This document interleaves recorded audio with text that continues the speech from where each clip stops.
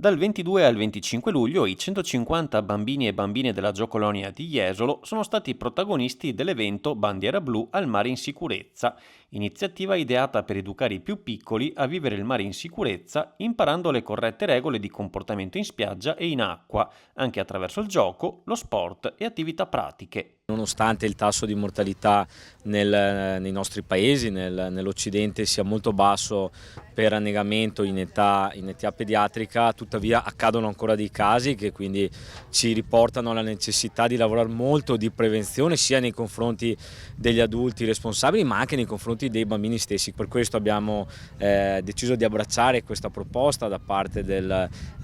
Fondazione Charlène e per il secondo anno lavorare all'interno della settimana dedicata agli eventi di Bandiera Blu, dedicare appunto un momento legato alla promozione dell'acquaticità nei confronti dei più piccoli. La Fondazione della Principessa Charlène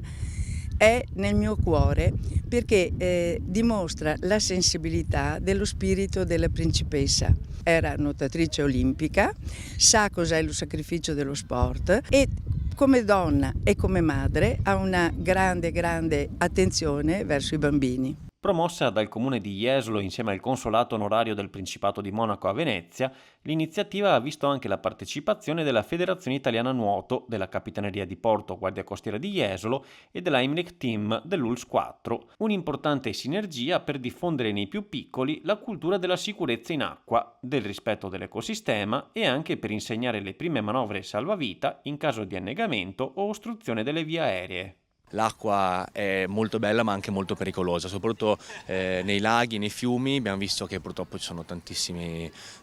morti tra i giovani, quindi siamo qua oggi. Cerchiamo di insegnare ai ragazzi come gestire certe situazioni, come divertirsi e magari avvicinarsi anche a uno sport come il salvamento, che è uno sport stupendo. È fondamentale che fin da piccoli i bambini crescano consapevoli quali sono i rischi in acqua, quali sono gli strumenti di prevenzione